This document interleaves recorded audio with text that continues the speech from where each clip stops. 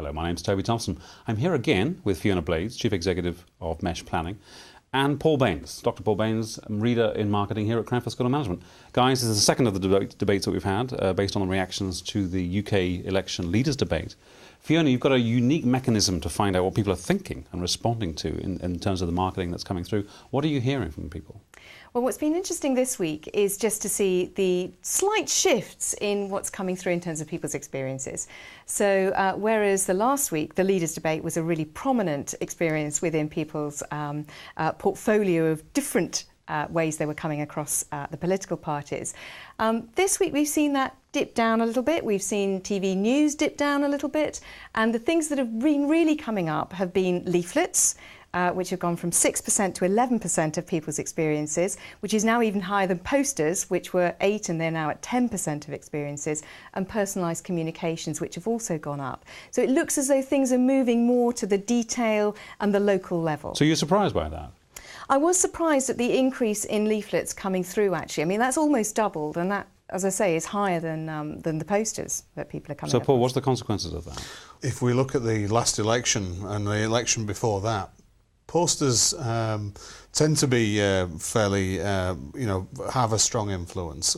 Leaflets have a little bit less of an influence, but they tend to be more common. People have seen more of them. And the leadership debate, even at the last election, where it was a different format, has the most influence. So I think what we are is, we're in the lull of the campaign. And in psychological terms, most people will be most aware of something at the start of the campaign and at the end of the campaign. Along the same, in the same vein, people will be starting to make up their minds. Many people have already made up their minds. I think probably we're going into this debate on Thursday, probably only left with 1/5 of the electorate still to make up their mind. Those posters will be having an impact, and the leaflets a bit more of an impact because they're more common. This final debate will probably tip most people over the edge. So from a recency point of view, from a primacy recency, the next one is really important. I think the next one is particularly important. The first one was probably the most important. This next one will be very important. The one in the middle, which was a little bit more, which was probably less decisive, will be forgotten about, I think, on Thursday. So, Fiona, what are people actually saying? I mean, in terms of leaflets coming through doors and my local agenda, things that I want to know about, not Westminster, but my road, let's say, outside of my house, what are they saying? Well, I think that's where some people are finding that the local leaflets are very persuasive.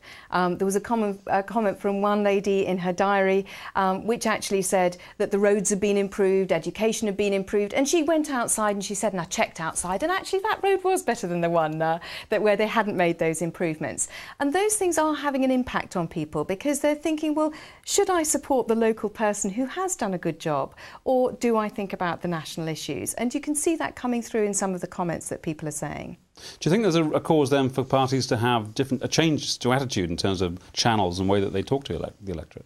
Oh, I think there's a strong argument for tailoring your communication not only to the channel but to the time of which that communication goes out, and also the nature of who you're speaking to.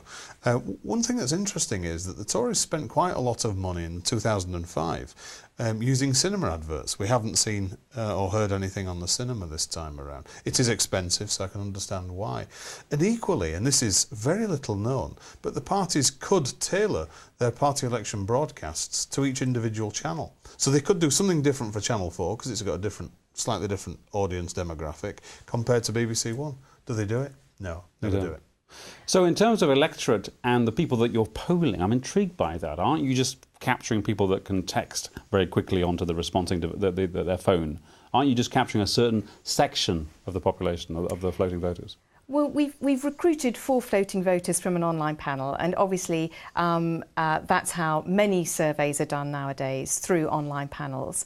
And we've specifically recruited for this target audience so that we know that they're the floating voters. You don't have to be able to text quickly because you just have to be able to text 4 characters. One which describes what the political party is, One, which is the actual occasion, so was it a leaders' debate or was it a leaflet? Another one which just says, how positive did you feel about this experience? 1 very negative to 5 very positive.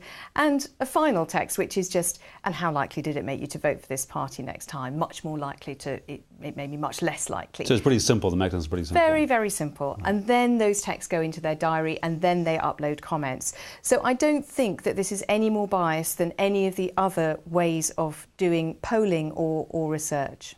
So Paul, we're looking at maybe a hung parliament coming up. What's your views on how that pans out?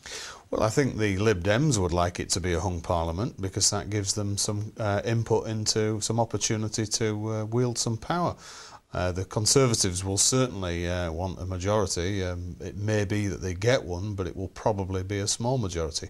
However, it depends on the nature of the vote and how that vote pans out as a result of our first past the post system.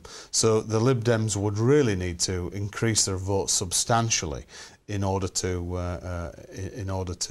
really increase their seats. But let's say they get a relatively large number of seats, they will take those seats from the Labour Party, very likely, because the Labour vote tends to translate from Labour to the Lib Dems rather than directly to the Conservatives. Something like 2/3 of the vote in the past, when it's switched, has tended to go from Labour to the Liberal Democrats as a middle ground. And I think that's what we'll see this time. But the difficulty will be that if there is a hung parliament, how will this hung parliament work? If the Liberal Democrats can work with the Conservatives, then and I think Clegg can, but I'm not sure about the rest of his leadership. Then perhaps a hung parliament would work over the 5 years. Or if the Conservatives can't work with them, and it may be that they can't, then they would clearly have to go back to the country again for a second election, just like in '74. So Fiona, are you hearing anything about the hung parliament on the kind of jungle drums that you're listening to? Well, I think when I just phoned up the office to get the hot off the press information, what was interesting coming through there on the leaflets was I asked the question, is there an issue with Labour knocking Conservatives in the leaflets? And actually the comment I got back is I'm seeing a few comments about Labour knocking Liberals in the leaflets. So that was coming through. But the Labour leaflets are not persuading people to vote Labour. In fact, they're persuading people not to vote Labour.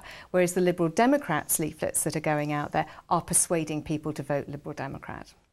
Guys, fantastic data. Paul, thank you for your analysis, and Fiona, thank you too. And we'll see you very shortly on the next of these debates.